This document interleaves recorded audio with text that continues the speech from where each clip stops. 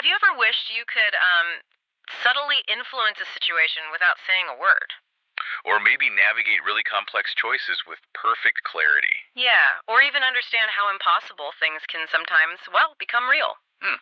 Welcome to the deep dive. This is crafted specifically for you based on, well, your incredible curiosity. And today we're plunging into a really fascinating stack of sources you've shared. We have guides on etheric weaving, the Ashen Cartographer, the Azul Fang of Saturn, The Idyllic Lexicon, the Godspore Reliquary, Obsidian's Tome. and the Paradox Engine. Quite a list. Definitely. So our mission today, it's to pull out the most intriguing, the most insightful nuggets from all this diverse material. Offering you a shortcut, sort of, to understanding some truly unique ideas and what they might imply. All while respecting your time, of course. Okay, let's unpack this. Where should we start? How about etheric weaving? That sounds interesting. Yeah, it really is. What's fascinating, the guy suggests etheric weaving isn't about, leaving your body like traditional etheric projection. Right, not like an out-of-body experience. Exactly. Instead, it's about subtly embedding your presence, your awareness, into the world around you. Embedding, like leaving a mental fingerprint. That's a good way to put it. Influencing things without direct physical interaction. Huh. So it's less physical travel, more projecting an intentional influence. It makes you think about the power of just like focused mental energy, doesn't it? And how far that could reach. Absolutely. What are the limits? Right. So instead of being somewhere else, you're almost mentally there. The guide talks about mentally writing your presence into the environment. That's quite an image. It is, and it clearly distinguishes this from what it calls hamfire. Etheric projection, yeah, where you actually detach. Right. Etheric weaving is about staying put, but extending that mental signature. And it operates on, what, 3 key pillars according to the text? That's right. Silent dictation, energetic infusion, and resonance anchoring. Silent dictation. That sounds like you're mentally narrating your presence into a space, like saying, I am here in your head, but making it stick. That's pretty much the essence of it. You're using thought, visualization, controlled intent to subtly impress your will onto the surroundings. Shaping perception, maybe? And energetic infusion. That one's about embedding your mental essence into something else, an object, maybe even a thought form. A thought form, like a mental construct you give energy to. Yeah, essentially. And then resonance anchoring uses your breath and focus to kind of tie that presence, that inscription, to a specific place or memory. Okay, so it's not just thinking about it. There's actual technique involved. The guide lists a few, like echo presence. That's about leaving an energetic imprint after you've left a place, isn't it? Exactly. The steps involve breathing into the space, really feeling it, then envisioning your energy expanding and sort of writing your presence there. Okay. And you slowly withdraw, but you leave this kind of subtle thread behind. The idea is your presence just lingers. Lingers. Wow. Then there's phantom embodiment. That sounds a bit more active, making someone feel your presence. Yeah, and the focus here is being felt without any physical interaction. It's quite subtle. How does that work? The technique involves dissolving your sense of self into symbols or whispers of thought, almost becoming abstract. Okay. And then projecting an image of yourself into someone else's mind, maybe by silently narrating your presence to them. And anchoring, it seems key, right? With a repetitive phrase or sensation? That's what the guide suggests, yeah. It helps solidify that feeling for the other person. And the last one, wraith inscription, writing your presence into an object. That's kind of cool. It is. You hold an object, mentally write your essence into it, see it as an extension of yourself. And then you leave it somewhere. Right. To subtly affect others who interact with it. So the object itself almost carries a piece of your intention or presence. So hypothetically, you could leave a subtle remember the milk vibe on the fridge handle. Huh? Perhaps. The guide also touches on some bigger practical applications. Memory encoding. Subtly inscribing memories. Whoa. Yeah, and etheric layering, which sounds like stacking these presences to create an illusion of being in multiple places. Or maybe just a stronger feeling of presence. It could. And psychological redirection, subtly shifting someone's perception or focus. Okay, that's a fascinating look at influencing the unseen. It's interesting how these guides explore ways to interact beyond just, physical action. Definitely pushes boundaries. Which actually leads us nicely into another source that deals with navigating reality itself. The Ashen Cartographer. This isn't your typical A to Z map, is it? Not even close. Yeah. The Ashen Cartographer is described as, well, a non-traditional map. It shows pathways to outcomes, not physical places. Pathways to outcomes. like how to achieve something. Exactly. It's a chart of possibilities, probabilities, and it's constantly redrawing itself based on the alignment of unseen forces. A map that draws itself. The guide says it literally writes and rewrites its own pathways in real time. And each line represents alignment, not distance. It's about connections and flows. So it's a visual representation of those underlying currents. That seems to be the idea. And instead of showing roads, it shows the most efficient routes to a desired outcome. Efficient, not necessarily shortest or easiest. Right. It takes into account choices, variables, even something the guide calls karmic weight. Karmic weight, like the consequences of past actions influencing the path forward. Seems like it, yeah. The accumulated baggage, perhaps. So, if you have a goal, say getting a promotion, this map shows the most direct path, considering all these hidden factors. That's the concept.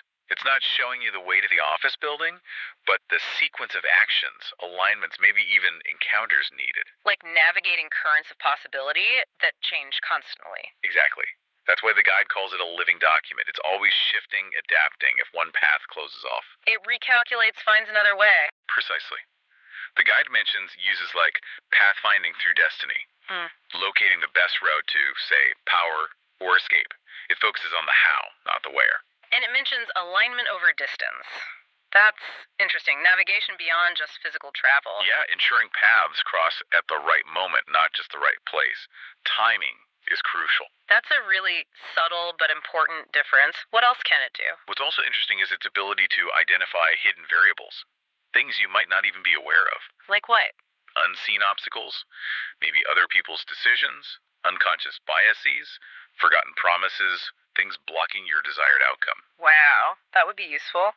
But there are risks, aren't there? The guide mentioned something about morality. Right, the cartographer apparently doesn't care about ethics. It just shows the most efficient path, whether that path is, good or bad.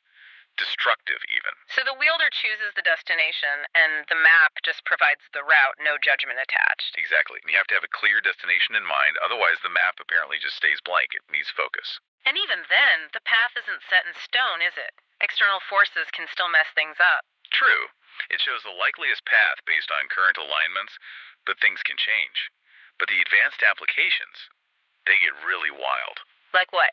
Things like revisiting past choices to see alternative outcomes play out on the map. Whoa. The wielder potentially becoming a living compass through long use, just intuitively navigating reality. Wow. And even trying to force the map to stabilize, essentially trying to lock in a specific future outcome. Locking in an outcome, that sounds like it could have serious repercussions. You'd think so.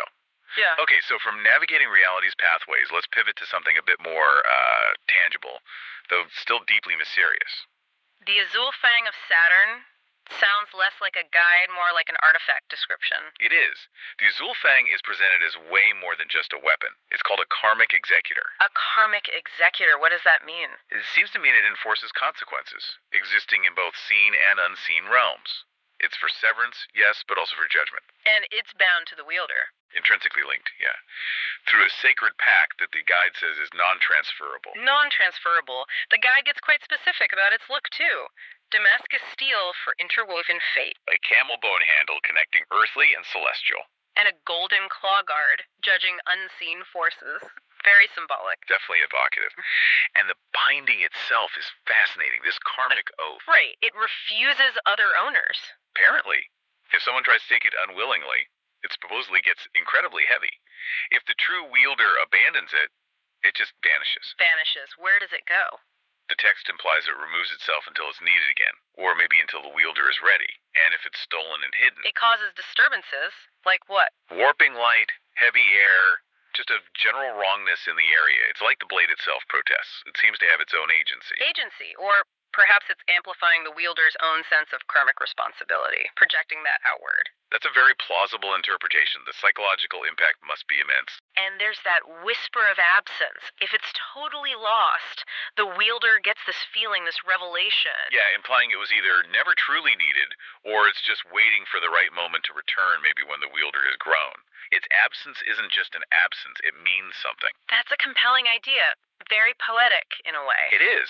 And its functions, its powers, are all tied into this karmic aspect. Like the judge's fang. Right. It can mark actions as final, irreversible in moments of great clarity. It can anchor your presence if you plunge it into the ground. Anchor your presence. Like the etheric weaving. Similar concept, perhaps, but through the blade. And it can seal an object's fate just by being pressed against it. Okay. What about the rift key capability? That sounds intense. It does, cutting through layers of reality into these Veilgate corridors with focus will. But there's a risk, right, of opening unstable realms. A significant risk, yes. And then there's the binding edge. Using it to create wards. Contain forces. Exactly, drawing boundaries or sigils with it, binding energies along the lines traced. And the guide mentions a law of return. Consequences for theft. Oh yeah, it details this slow karmic toll on the thief, physical guilt manifesting, misfortune, bad luck. And eventually the blade just reappears, maybe back with its owner or somewhere else entirely. So you really can't get away with stealing it. Doesn't sound like it. And it's all aligned with Saturnian law, time, consequent cycles. Every strike has lasting weight. The edge supposedly cools in the presence of truth. It persists, even if abandoned. This Azul Fang. It really feels less like a tool you wield and more like a force of cosmic balance you align with. That's a great way to put it. Yeah. Okay, from a blade embodying consequence, let's dive into something that embodies elusiveness. The Idolic Lexicon. The book that cannot be owned. The title alone tells you something's weird here. It certainly does. The Idolic Lexicon is described as a self-rewriting tome. It reflects, warps, and even withdraws knowledge. Withdraws knowledge. Yeah. It's not about giving you definitive answers. It's more about preserving the slippery, elusive nature of certain kinds of information. The guide says it refuses finality. The text is unstable words shift on the page. Ink bleeds. Pages rewrite themselves right before your eyes, apparently. How? And no passage ever repeats. Copies just fade away. That's what it claims. It's like trying to hold smoke or grasp water. And it's a book that reads the reader. What does that mean? It seems to respond to your mind, your level of understanding. It guides you, maybe nudges you, rather than just dumping information. So if you're not ready or lack wisdom... It stays blank. Or maybe just shows you gibberish. It only offers glimpses, hints, to those who are already close to understanding something. That's fascinating, and it's a record of impossible knowledge. Yeah, things like unhappened events, non-existent names, formulas that break reality. The guide speculates it might be some kind of failsafe. A failsafe for what? Good question. Maybe against knowing too much. Its capabilities are really unique. It acts like a mirror. Revealing only what you're capable of understanding at that moment. Exactly. And it adjusts as your mind expands. But it's also a living archive of uncertainty. Meaning the knowledge changes or just vanishes the moment you think you've grasped it? Pretty much. It challenges you, it doesn't teach you directly. And it can protect the unknowable. How? By absorbing and sealing away forbidden knowledge. Allowing things to be lost without being totally destroyed, maybe. Preserving the mystery. But the risks, the information isn't trustworthy, then. Inherently untrustworthy, yeah. It's a gatekeeper, not a teacher. And there's a paradox. The more you read, the more you might forget other things. Forget? Why? Maybe to ensure no one ever gets the complete picture. It preserves the elusiveness. The advanced applications are wild, too. Sealing knowledge within the book yourself. Unraveling someone else's perception by feeding them false or fragmented knowledge from it. And the wielder becoming a living manuscript, their mind shifting and changing like the book's pages. Yeah. It's a book that seems to alter not just what you know, but how you know it. It really makes you wonder if the pursuit of certain knowledge is sometimes more valuable than actually possessing it. Keeping the mystery alive. Exactly. It exists in those gaps. Intriguing Chase is always on. Okay, shifting gears again. The Godspore Reliquary. This is described as a vessel of forgotten divinity.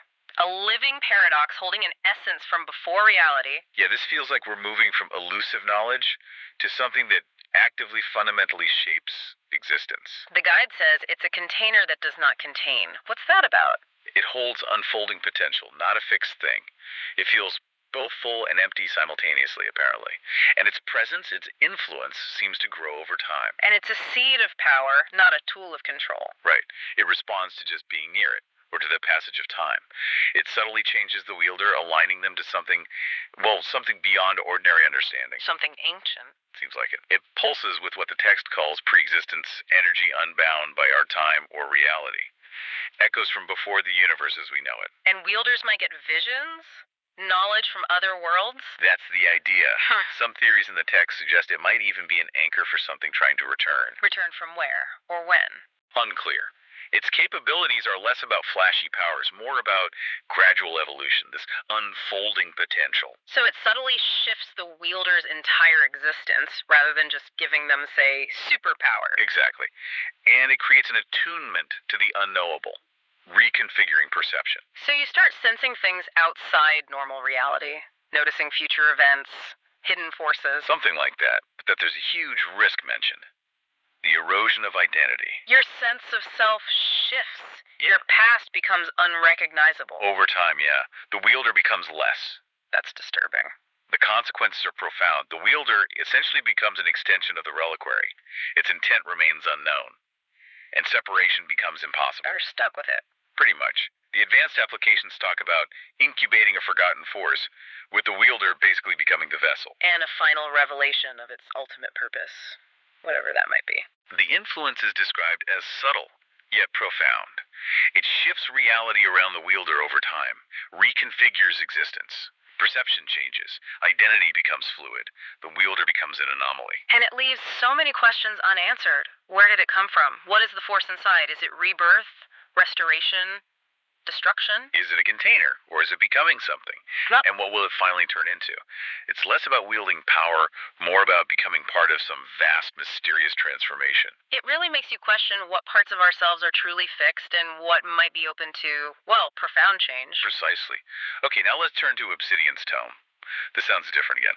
Described as a fragmented archive of reality etched in volcanic glass. Bridging seen and unseen, a silent witness. Yeah, from the dynamic change of the reliquary, we shift to a passive record keeper of reality itself. But a strange one. The guide calls it a living record, eternally inscribing the essence of moments, unspoken truths. It passively absorbs unseen patterns. Essence, not just facts. It captures the feel, the underlying truth, not just what happened on the surface. And it offers truth reflection. Obsidian itself is a mirror to truth, right? Exactly. The tome acts as a conduit for unfiltered perception. It sharpens your senses, helps you see through lies and pretense. It doesn't give new knowledge, but enhances your ability to discern what's real. Interesting. It's also a gatekeeper of veil paths, a key to liminal spaces. But through alignment, not force. It recognizes resonance. If you're aligned with a hidden path, the tome might help you perceive or access it. And memory engraving. Thoughts and intentions embed naturally. Especially with focused contemplation nearby, yeah. It serves as this kind of silent, objective memory bank of intentions. It also acts as a karmic mirror, reflecting the trajectories of people nearby. Reacting to unseen debts and truths, yeah. Again, it doesn't judge, it just reveals the weight, the pattern of these unseen forces. How do you activate it or use it? It's interesting. It barely absorbs information or essence in darkness. And then those impressions become accessible, readable somehow in the light. And arranging 3 fragments in a triangle allows for deeper insight, a clearer reflection. 3 fragments, so it's broken. Yes, it's described as fragmented. But the guide says it integrates with the physical world, linking separated fragments across locations. Forming an unseen network. For subtle influence? Subtle influence, maybe shared awareness, not direct control. And finally, it plays a role in dreaming. Heightens the connection between conscious and subconscious. Clearer dreams. More coherent symbols, maybe even impressions of pathways or truths seen by the tome. It's an artifact that seems to work through resonance, reflection, passive observation. It's almost like having a piece of reality that just remembers more accurately than you do. My silent witness, exactly. Which brings us finally to the paradox engine. The core of impossible truths. Okay, this sounds like it just throws all the rules out the window. It pretty much does. From the silent observer, Obsidian's tome, we move to something that actively warps reality. The paradox engine is described as an artifact of pure contradiction. It disrupts logic, causality, perception. Allowing for impossible reality shifts. It's described as being in a state of perpetual flux, always and never active at the same time. Always and never active. And it generates the impossible. It forces opposing things to be simultaneously true. Like what? Being in 2 places at once, being unseen yet present, unspoken words being understood perfectly, things that logically cannot happen together. And it performs causal rewriting, creating outcomes without logical origins, like Something happens, but the cause never existed. That's the implication. Its capabilities are listed as things like temporal desynchronization, existing outside linear time, having an ambiguous presence. Quantum duality, maintaining contradictory states, like being both moving and still seen and unseen, makes you untraceable. And the law of impossible outcomes, forcing something unacceptable or logically impossible to simply exist, like achieving victory retroactively. But the risks sound huge. You have to accept paradox. Fully embrace contradiction, yeah. Overuse supposedly leads to permanent temporal and spatial instability for the user and their surroundings, and it resists anyone who fears contradiction. How does it even work? Where does the energy come from? The guide explains it's sort of self-sustaining, powered by the concept of contradiction itself.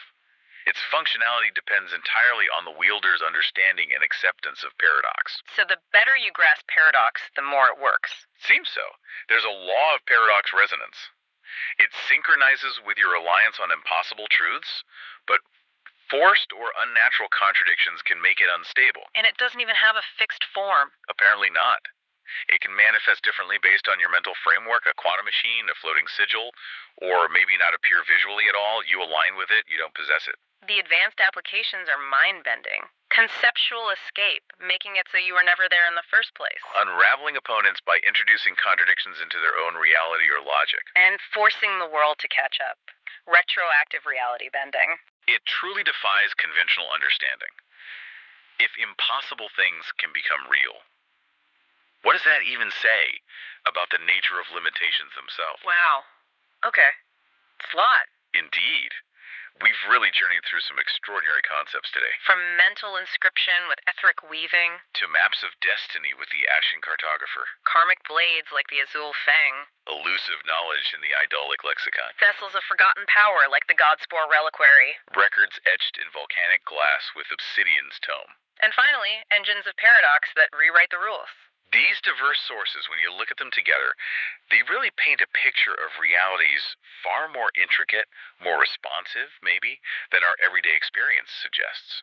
So, as you continue to think about these incredible ideas, maybe consider this. What if the very fabric of reality is more flexible, more responsive to intention, to focus, than we usually believe? Yeah. What if the limitations we perceive, the things we think are impossible? What if they're merely reflections of our own current understanding, our own mental frameworks? It's definitely something to ponder. We really encourage you to revisit these source materials, dig deeper for your own insights. There's always more to explore when you take a deep dive.